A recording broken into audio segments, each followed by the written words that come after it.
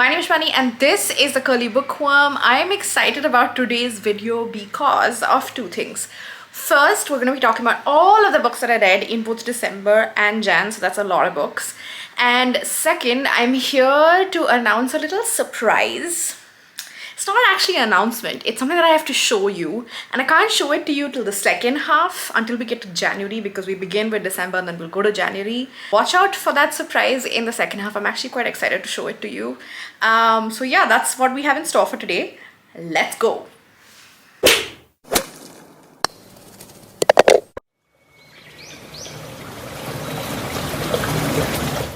Alright, so the first book that I want to talk to you about is the very first book that I read or listened to in December. This was Tom Lake. I actually started listening to it quite a while back. I take a while to go through my audiobooks. I don't rush through it.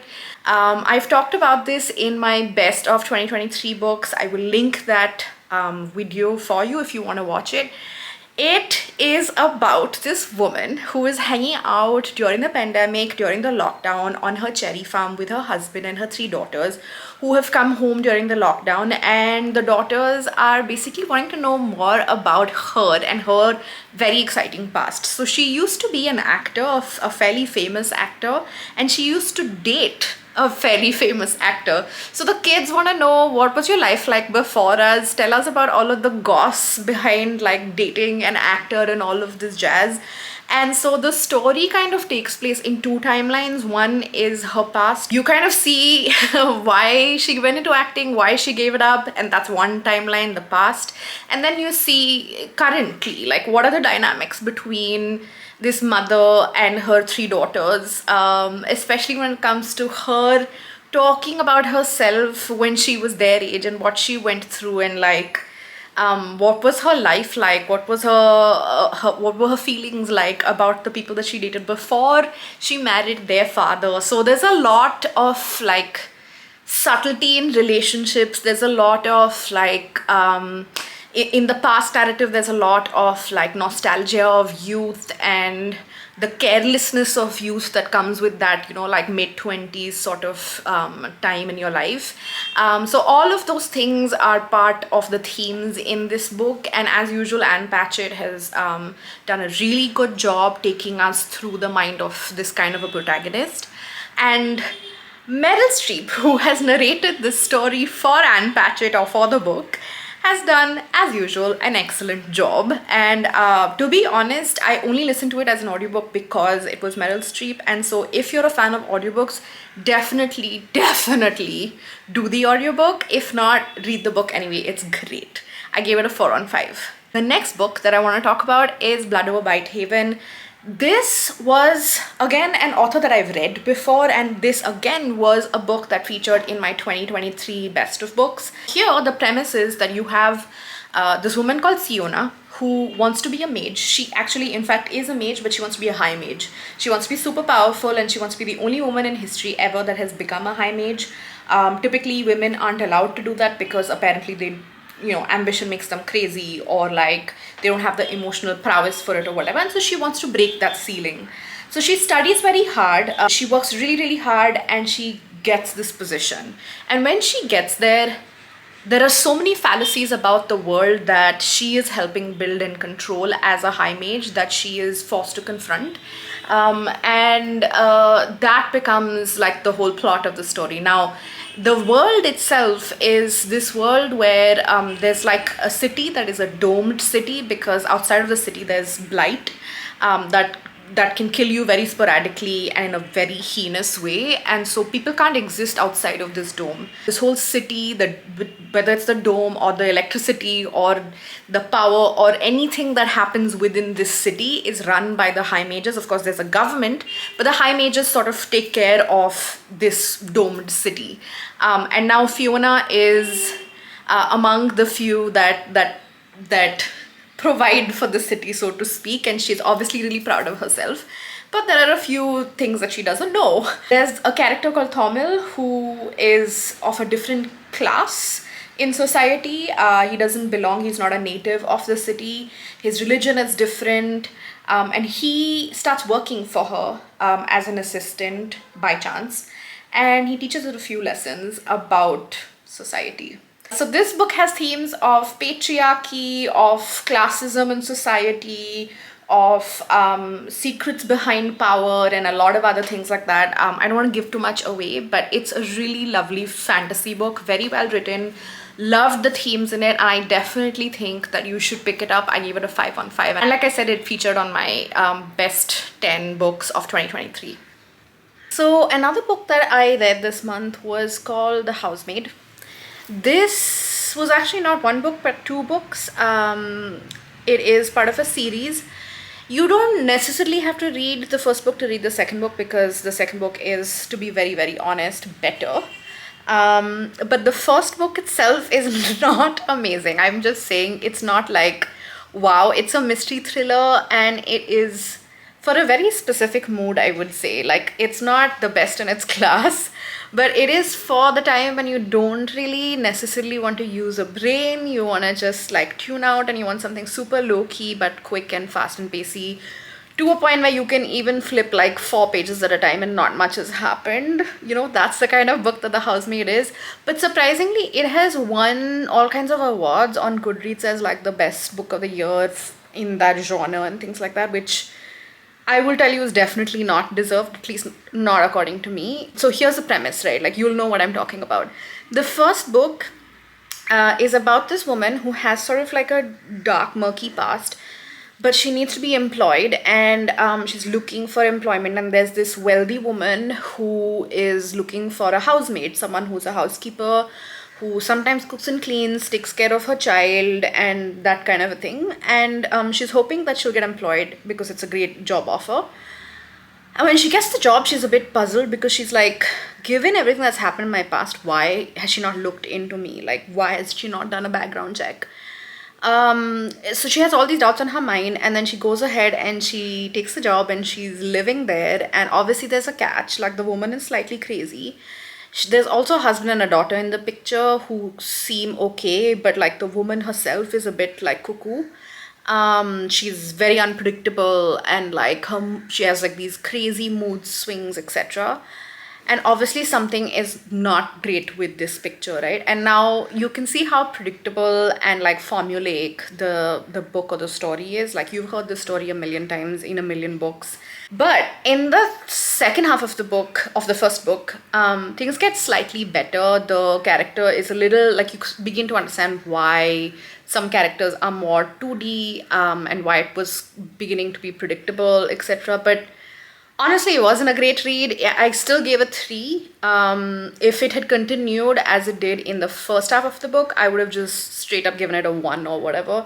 But it didn't. It got slightly better. So I thought it was like, okay. And more than anything else, it served the purpose that it should have served at that point for me, which was that I needed a very easy breezy book that didn't require too much of participation, and that's what I got. Now, the second book is more of the same, but it's better. It's definitely better. There's more of a plot. There's more depth to this book, though there's not, I would never go so far as to say that it's a deep book. That, again, it's a very chill book. And December for me, when I read this book, was a hard month. I had like, I'm transitioning into becoming a full-time artist. I've changed careers. I had launched a business. I had launched my first product. And so things were a bit hectic. And so everything that I was seeking out, including content that I was watching, was all chill. I needed like a chill time in December. And so this served its purpose, I would say. So pick it up with the right expectation, or don't pick it up at all.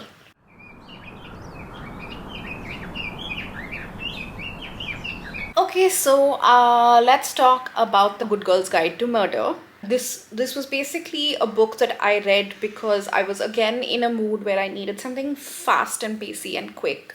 And I was pleasantly surprised because I kind of haven't been into YA for a few years now, and this was a YA book. The protagonist is like 17 years old and she's in high school and in her last year of school, and that kind of premise normally doesn't interest me anymore, but this one was pretty cool. This is set in a small town called Little Kilton, where Pippa decides that she wants to take on a summer project where she's investigating something bad that happened 5 years ago in the town. And the cool thing about this book is that there are like different formats in it. It's not just writing, but there's also like it's interspersed with some transcripts of recordings or like little sketches with maps of town where people have walked around and what's, where have they gone from where and how many steps does it take. So these illustrations of that kind of thing.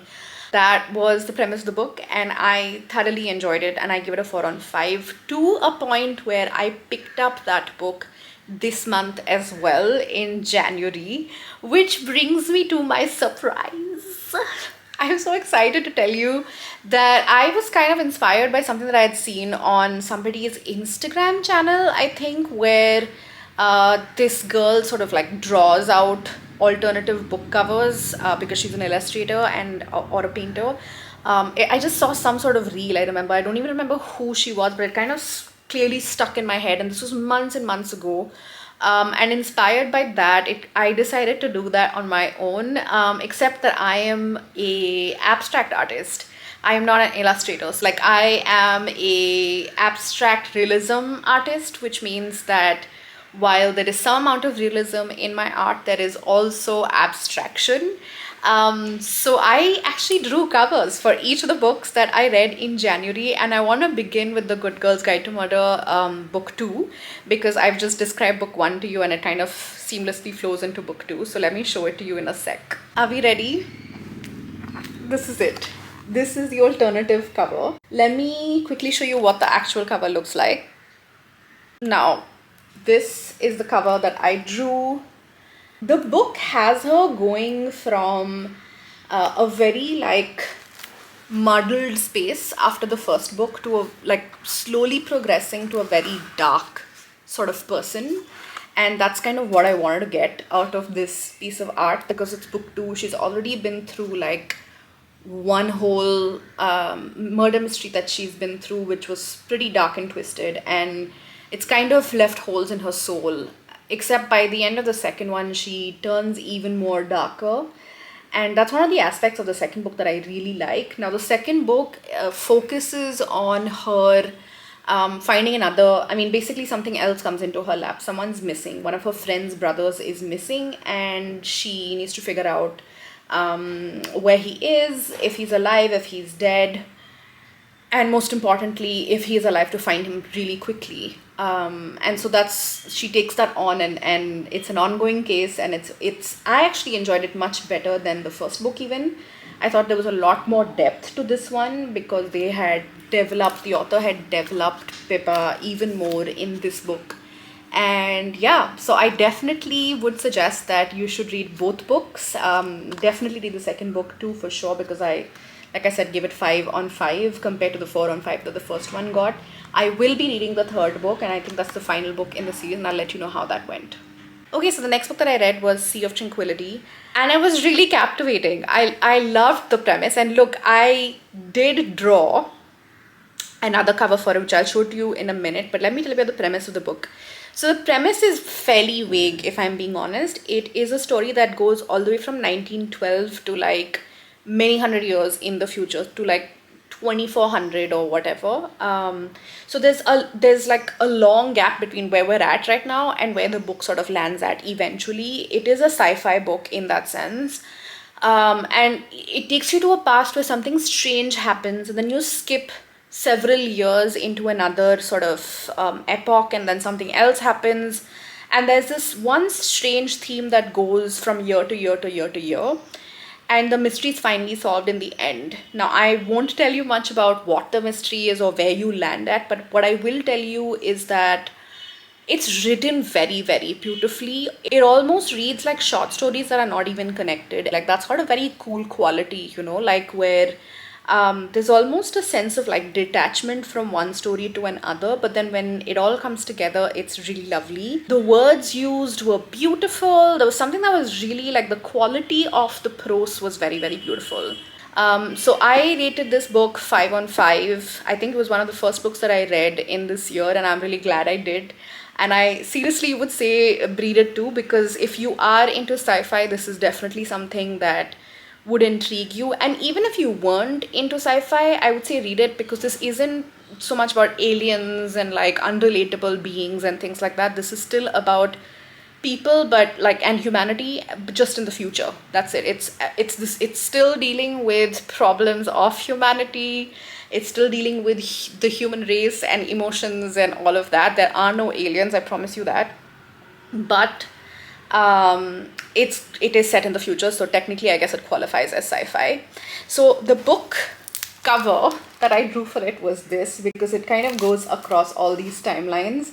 And like I said, it's called The Sea of Tranquility.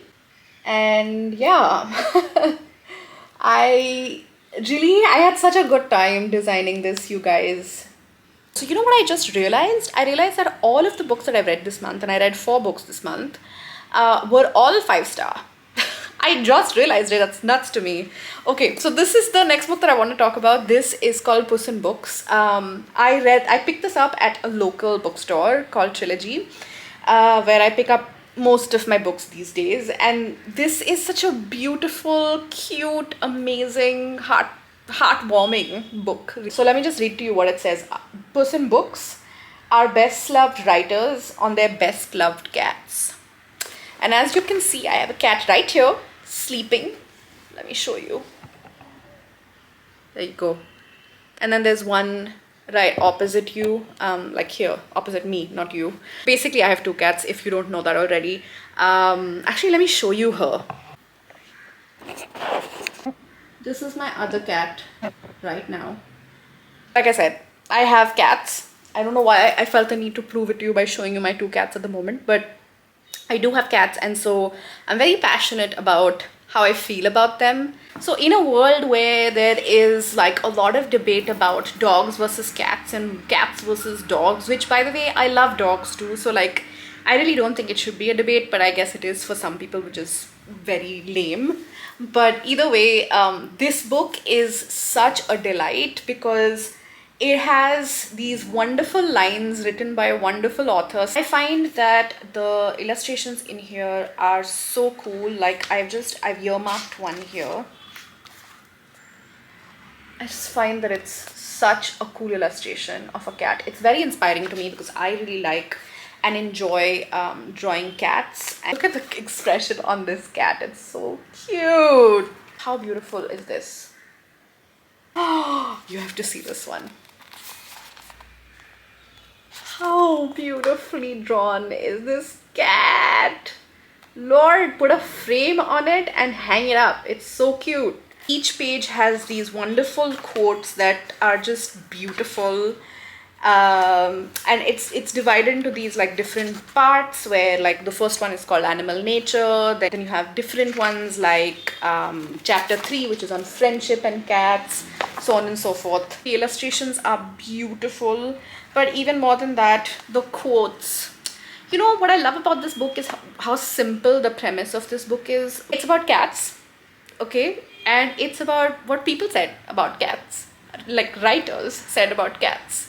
That's it. That's it. Let me show you the alternate cover that I made for this one, because obviously I made this one too. This is what I landed up with for this book cover. This is my second cat, Mugu, who we adopted. The first one was Suki. The quote is from Hemingway and it says, "One cat just leads to another cat," which is so true because you can't just have one. I'm going to put up all these drawings on Instagram, so if you guys want to like check out more in detail what each of it looks like and stuff like that, just head over to my Instagram. I'm putting my information somewhere here on the screen and you can check it out. But I would say if you're a cat lover or if you know cat lovers, this is an excellent gift to give them as well. Really selling this book to you because it's excellent. Okay, that's it. Now, the last book that I read is a book that my friend Khushbu gave me, and it's this one. This is Art Matters by Neil Gaiman, and it's illustrated by Chris Riddle. They're words written by Neil Gaiman that Chris Riddle has been inspired by, and he has illustrated them. This is a book that tells you why art is important in today's context, given everything that's happening in the background of our world. It's almost like an essay that you would read online, so it's really not like a novel length book. It's a book that talks about why art, any kind of art, whether it's dancing or painting or writing or whatever, is super important in our world, and that it is almost as important as a right to education. And he talks about how reading and books is education. Typically, even readers will say, hey, I read, but I only read non-fiction because that's useful. But Neil Gaiman insists that, I'm sorry, but like fiction is something that is super important to your growth and education, because at the end of the day, fiction allows you to go into another world. It allows for empathy. It allows for so much more than just fact. It allows for imagination, which is huge if we want to go into this completely complicated, complex world that we're walking into with AI and all of these weird problems that are going to come with it, including, I mean, it's going to be good, but it's also going to be hard. We have to have imagination as a society. We have to know how to go outside of what we already know. And Neil Gaiman insists that the way to do that is to read fiction, and that any kind of art that encourages imagination, creativity, flow, being out of the box is important. So I would definitely say pick this up. It is such a unique book. I also gave this a 5 on 5. Like I said, all my Jan books were 5 on 5. I did create an alternative cover to this, so let me just show you that. This was the cover that I created for this. Actually started off with it looking like a chalkboard, meaning to say education, and then I realized I don't even want to use the chalkboard, but like I want to use all of the colors and like talk about how art can actually be fantastic in your life. So with that, we come to the end of this video with all the 9 books that I've read in the last 2 months and all the art that I created around it. I'm not going to promise that I'm going to do this every time I finish reading a bunch of books, but if it comes to me and if it inspires me, I will do it and I will show it to you on this channel, because this channel is about both art and reading.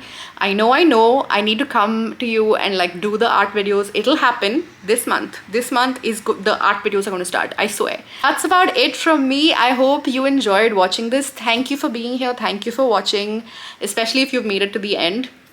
And I'll see you here next time. Bye.